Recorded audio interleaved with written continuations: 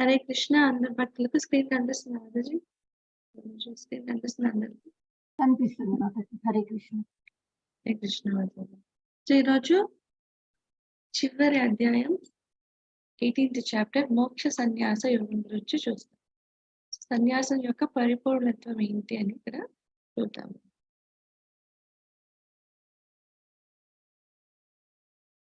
అర్జున ఉవాచ సన్యాసస్య మహాబాహో నత్వమిచ్చామి వేదితుం త్యాగస్య చ ఋషికేశ పృథక్కేశ నిషూదన. అర్జునుడు ఇలా చెప్తున్నాడు, ఓ మహాబాహుడు కలవాడ, ఓ కేశ సంహార, ఓ ఋషికేశ, త్యాగం యొక్క ఉద్దేశము, సన్యాసం అంటే ఏంటి, త్యాగం అంటే ఏంటి, నేను తెలుసుకోవాలనుకుంటున్నాను అని అడుగుతున్నారంట అర్జున. త్యాగము సన్యాసం గురించి.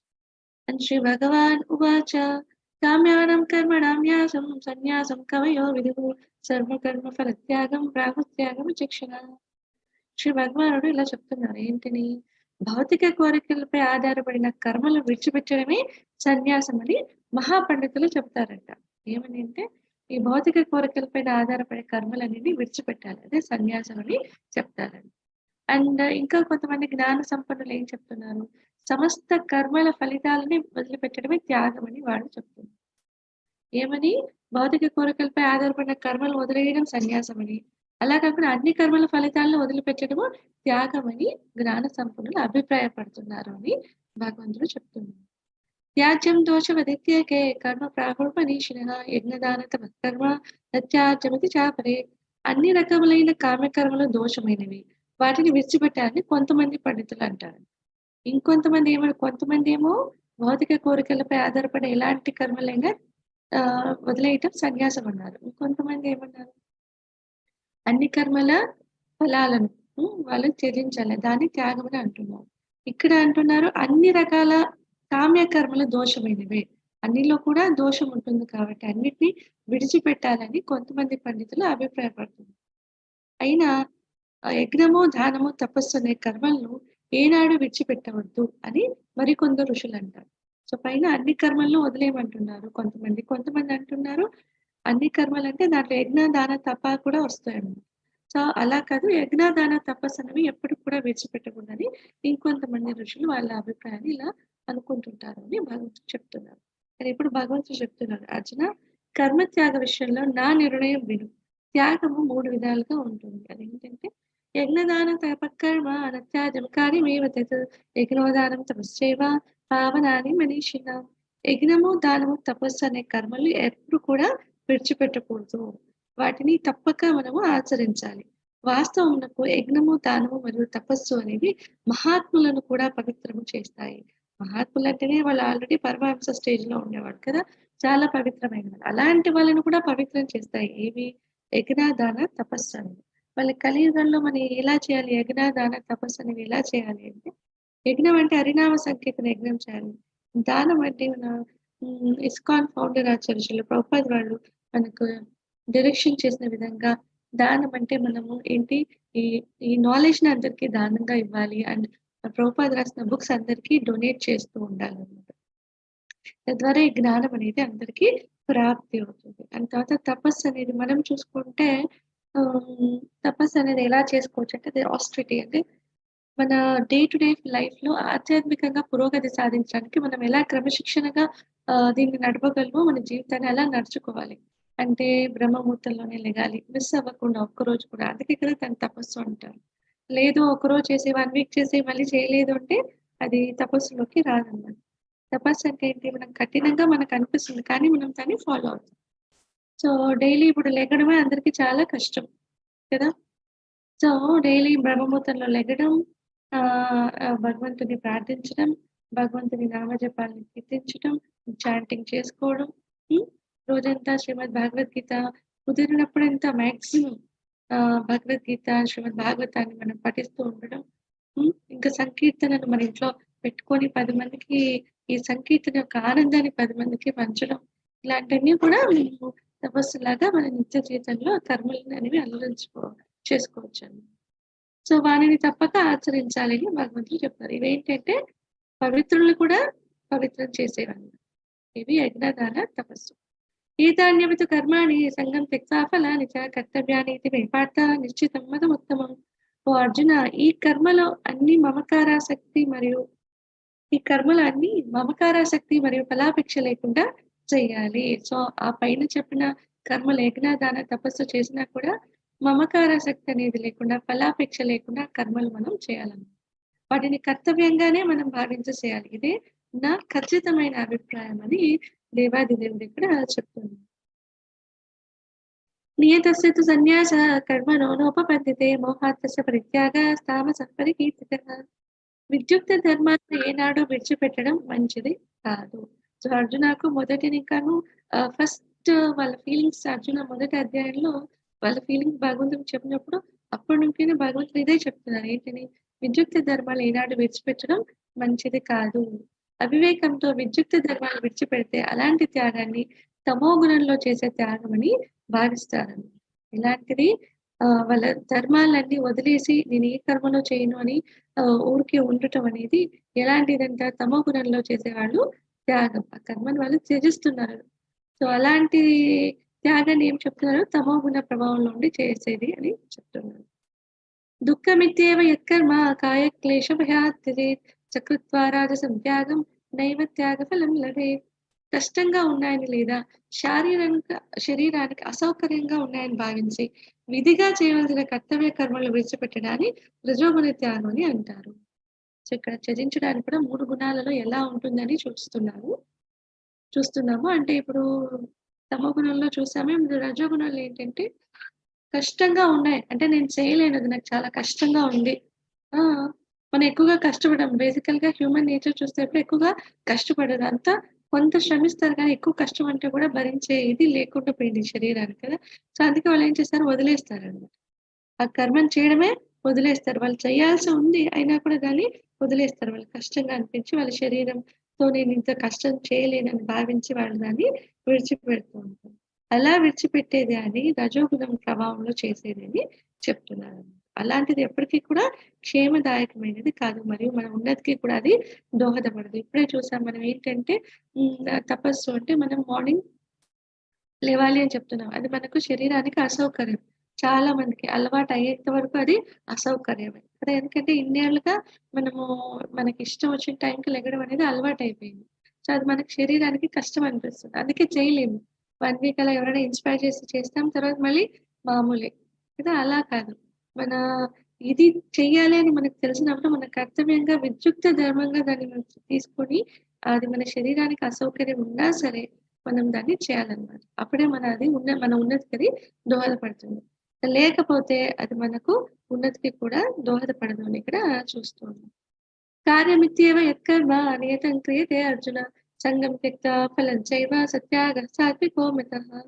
ఓ అర్జున, తన విద్యుక్త కర్మలను కర్తవ్య బుద్ధితో నిర్వహిస్తూ సమస్త భౌతిక సాంగత్యాన్ని, ఫలాసక్తిని విడిచిపెట్టినప్పుడు దాన్ని సాత్విక గుణ త్యాగమని అంటారు. సో, ఎవరైతే వాళ్ళ విద్యుక్త కర్మలను కర్తవ్య భావనతో నిర్వహిస్తారో ఎలాంటి ఫలాన్ని ఆశించకుండా వాళ్ళ కర్తవ్యం అది వాళ్ళు చేయాలి అన్న భావనతో వాళ్ళు పూర్తిగా వాళ్ళ ఎఫర్ట్ పెట్టి నిర్వహిస్తారో అండ్ సమస్త భౌతిక సాంగత్యాన్ని అంటే ఒక భౌతిక ప్రపంచంలో ఉన్న అభక్తుల సాంగత్యాన్ని అండ్ ఈ ఫలాసక్తిని అంటే ఆ కర్మ తాలూకు ఫలాలన్నీ విడిచిపెడతారో అలాంటి త్యాగాన్ని సాత్విక గుణం అంటే సత్వగుణంలో చేసే త్యాగంగా భావిస్తాము అని ఇక్కడ చెప్తున్నాం. సో, ఎప్పుడు అందుకే చెప్తారు భక్తుల సాంగత్యంలోనే ఉండాలి అని. ఎందుకలా భక్తుల సాంగత్యంలో ఎందుకుండాలి? నేనొక్కడిగా ప్రేయర్ చేసుకుంటే అవ్వదా నాకు? భక్తుల సాంగత్యంలో ఎందుకుండాలి అంటే, ఏదైనా పరిపక్వత వచ్చేంత వరకు కూడా భక్తుల సాంగత్యం అనేది చాలా కంపల్సరీ. పరిపక్వ వచ్చిన స్టేజ్ కూడా ఇది లైక్ ఇన్‌స్పిరేషన్ అన్నమాట. మనందరికీ కూడా ఒకళ్ళకొకళ్ళకి ఇది ఇన్‌స్పిరేషన్. ఇప్పుడు ఏదన్నా కూడా మనం చూసుకుంటే ఒక జాబ్‌కి వెళ్ళాలనుకుంటే చాలా కష్టపడి ఇన్నేళ్లుగా చదువుతారు. చాలా కష్టపడి చదువుతారు. ఒక 20, 24 ఇయర్స్ లేదు 25 ఇయర్స్ ఆ విద్యను అభ్యసిస్తారు.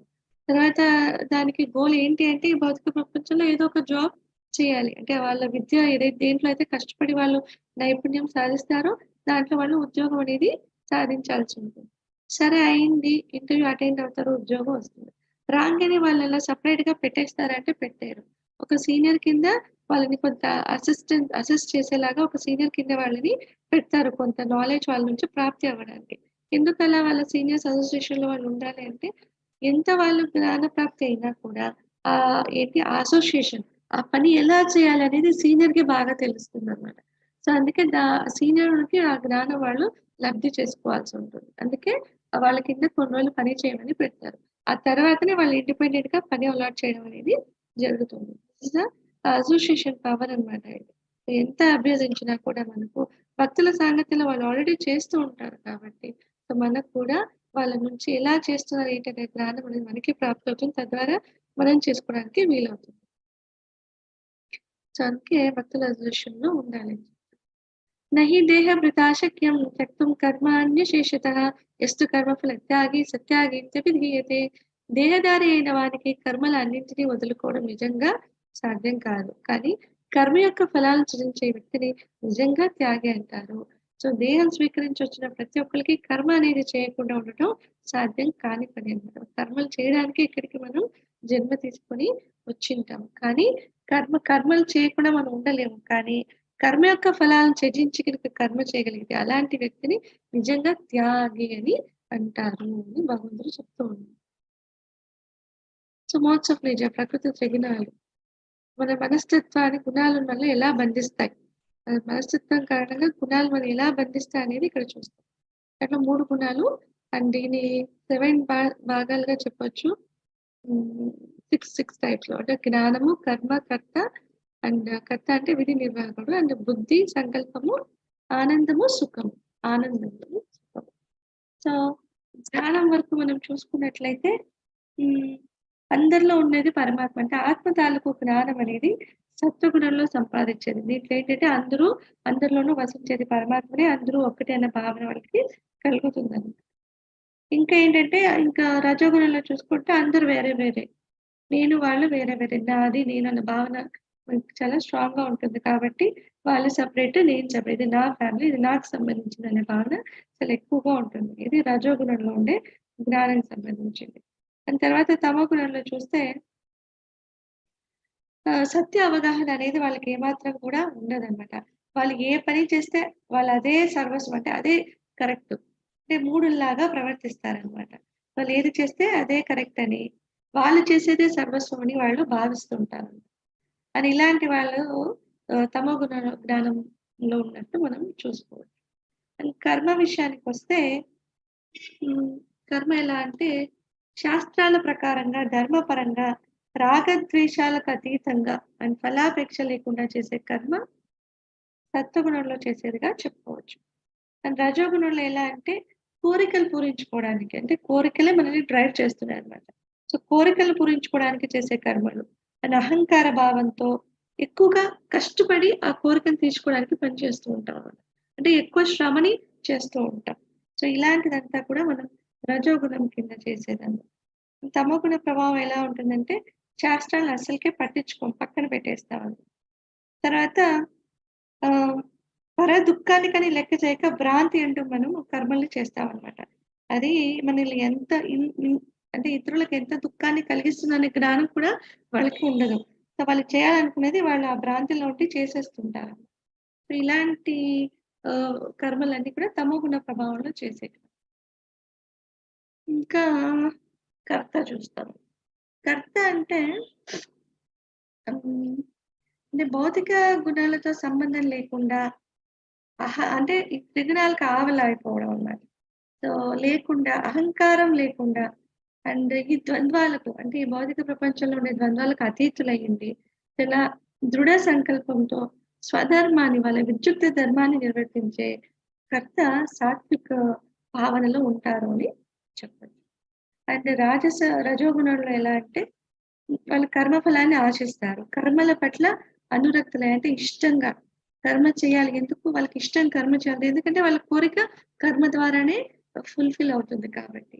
అండ్ వాళ్ళు అసూయ, జెలసీనెస్ ఉంటుందన్నమాట ఎక్కువగా. అండ్ క్లీన్లీనెస్ ఉండదు. సుఖ దుఃఖాలకు వాళ్ళు చలిస్తారు. అంటే ఈ ద్వంద్వాలకు వాళ్ళు రియాక్ట్ అవుతారండి.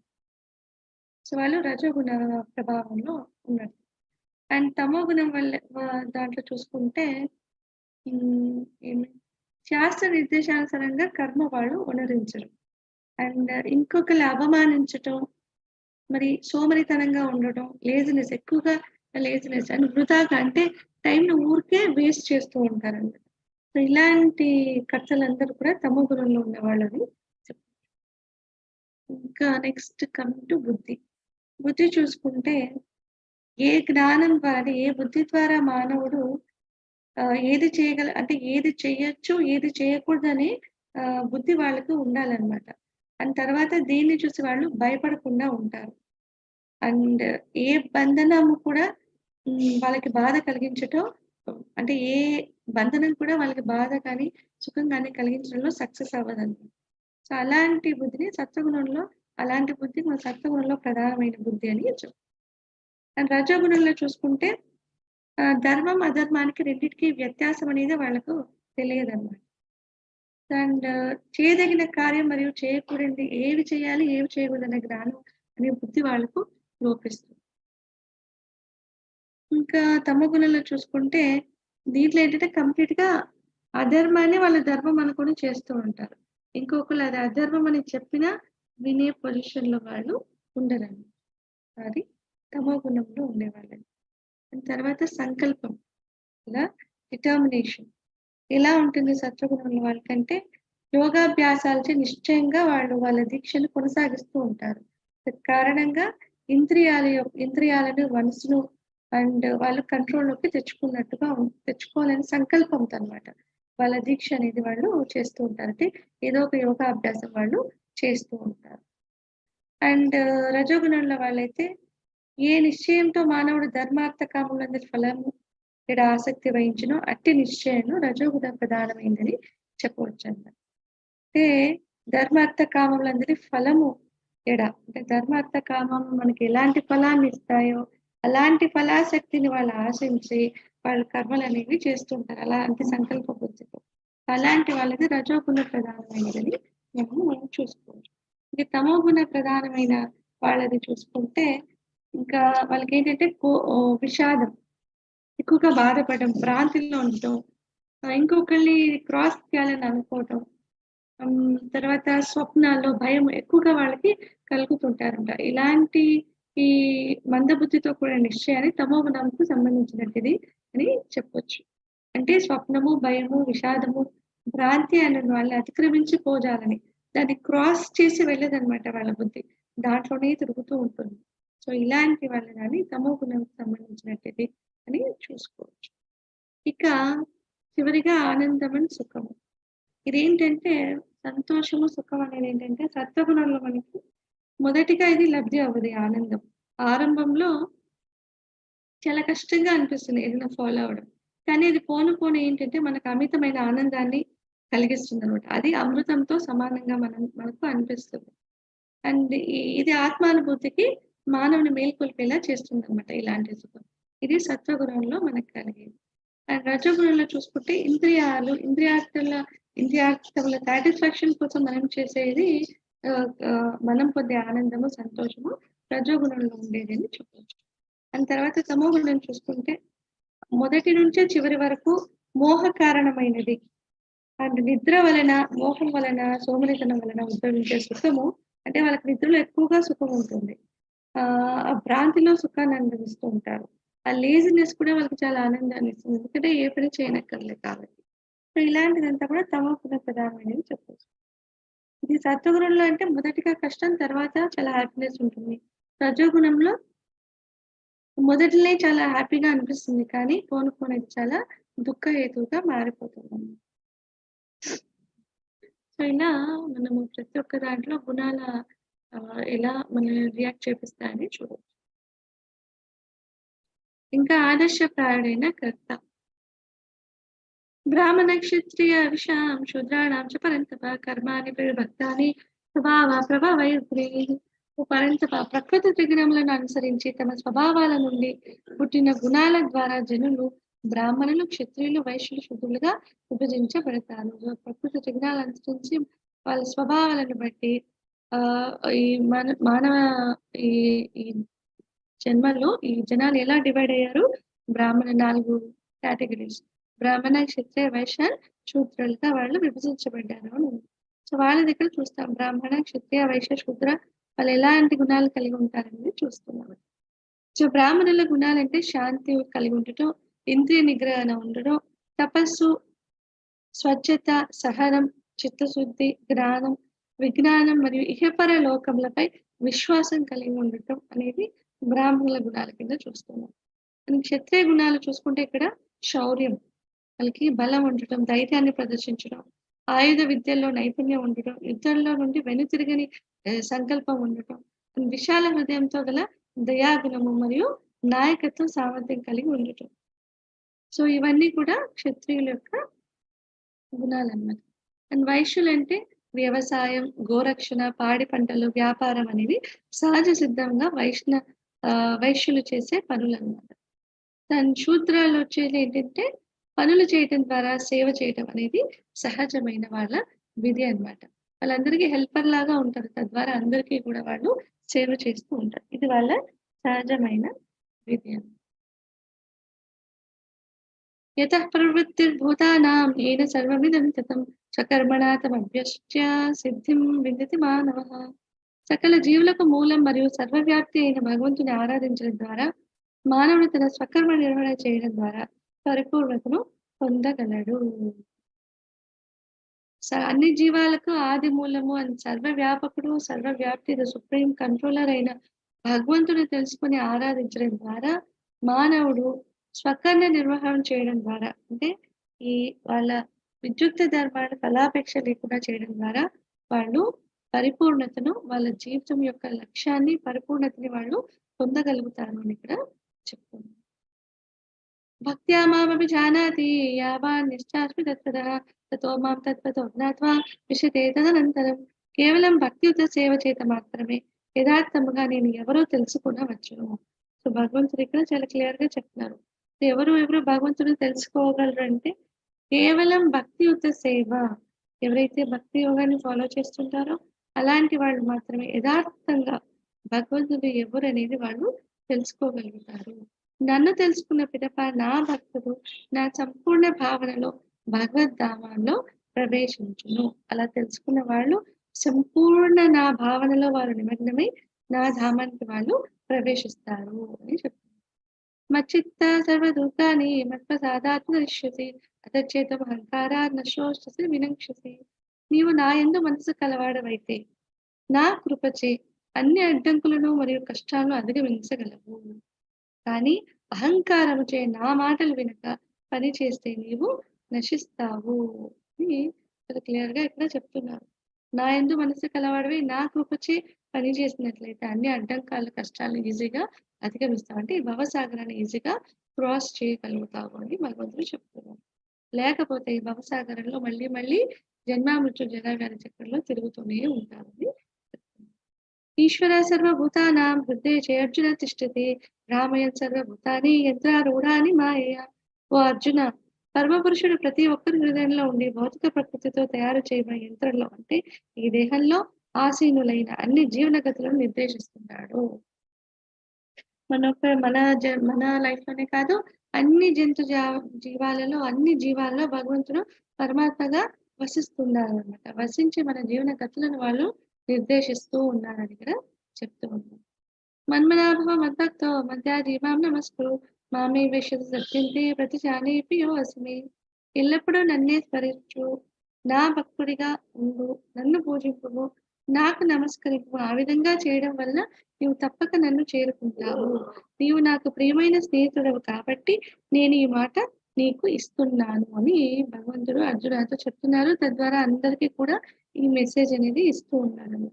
ఎందుకు భగవంతుడు ఇలా చెప్తారంటే, ఇప్పుడు చూసుకుంటే మన తల్లిదండ్రులు పిల్లలు మంచిగా ఉండాలని చిన్నప్పుడు ఇంకాను కొంత నచ్చ చెప్తారు. లేదు ఇంకా తప్పుడు మార్గంలో మనం చిన్నప్పుడు వెళ్తూ ఉంటే ఏం చేస్తారు, కొంత వాళ్ళని దండించే భావనలు, అంటే కొంత గట్టిగా అయినా సరే కొంచెం వాళ్ళ దగ్గరగా తీసుకొని చెప్తారనమాట, ఏది కరెక్ట్ ఏది రాంగ్ అని.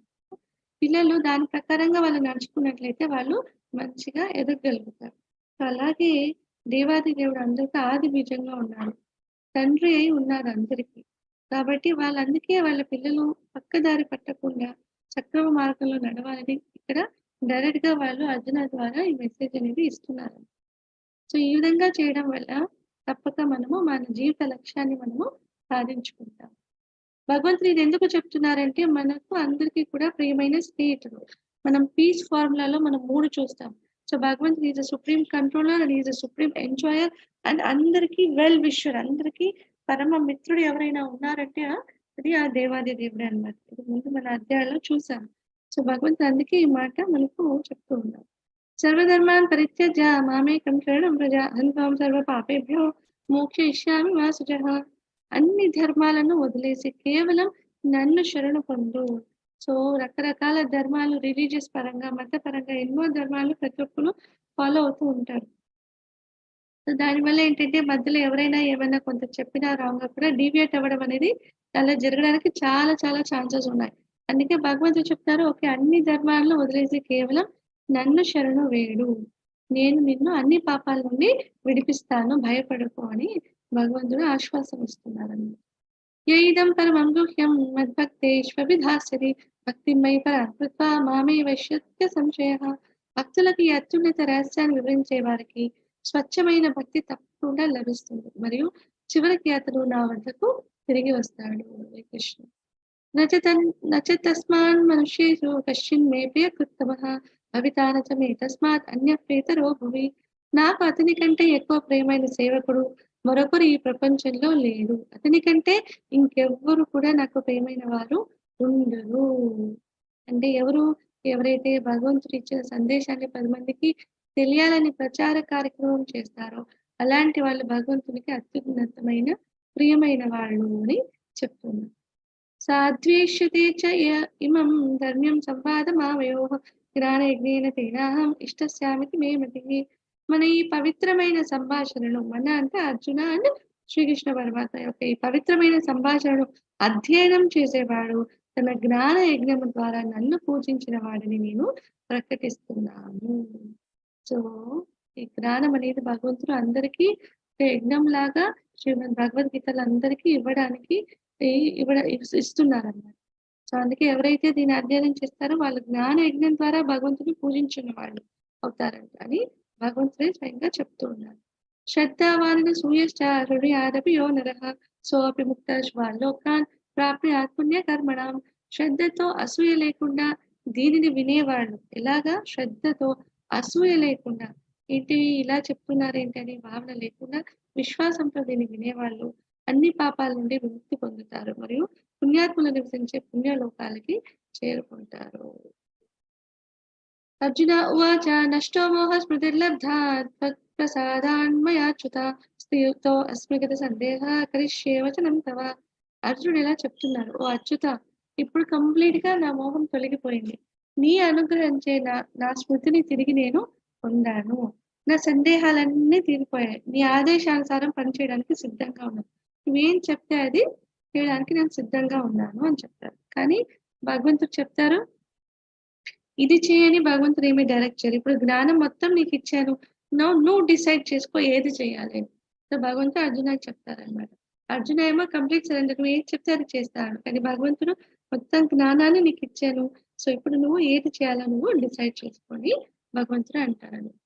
సో సంజయ్ ఉవాచ ఇత్యహం వాసుదేవస పార్థ మహాత్మనః సంవాదమిమం అశ్రౌషం అద్భుతం రోమహర్షణం. సంజయుడు ఇలా ధృతరాష్ట్రునితో అంటున్నాడు, ఈ విధంగా కృష్ణార్జున అనే ఇరువురు మహాత్ముల మధ్య ఈ డిస్కషన్ అనేది నేను విన్నాను. ఆ సందేశాన్ని ఎంత అద్భుతంగా ఉన్నదంటే నాకు రోమాంచము అవుతుంది, అంటే గూస్ బంప్స్ వస్తున్నాయి. అదంతా విని వీళ్ళు కూడా జ్ఞానాన్ని పొందుతారు, అమితమైన ఆనందాన్ని కూడా సంజయుడు అనుభవిస్తారని. సో అని ఇక్కడ సంజయుడు చెప్తూ ఉన్నాడు.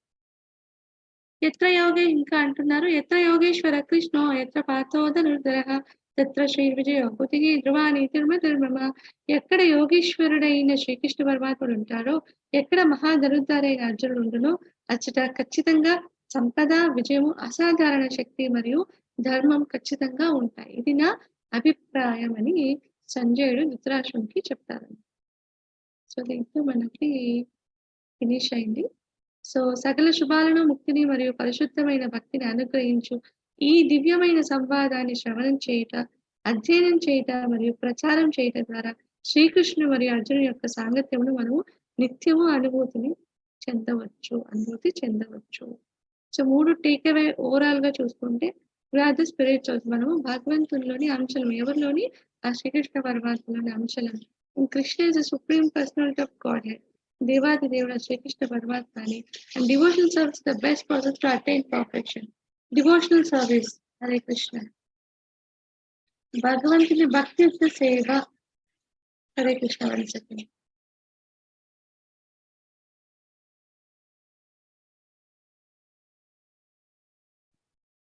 Devotional service the best process to attain perfection అంటే మనము భగవద్ధామం చేరాలి అంటే అత్యుత్తమమైన యోగం ఏంటి ఫాలో అవ్వాల్సిందంటే అది భక్తి, ప్రేమపూర్వక భక్తి మనం ఫాలో చేయాలని. భక్తియుత సేవనే అత్యుత్తమైన సేవ అని ఇక్కడ చెప్తున్నాం. సో హరే కృష్ణ కృష్ణ కృష్ణ హరే హరే, హరే రామ రామ రామ హరే హరే. హరే కృష్ణ అందరి భక్తులకు హరే కృష్ణ. సో ఎవరికైనా ఏమైనా డౌట్స్ ఉంటే అధ్యాయంలో చూస్తాము.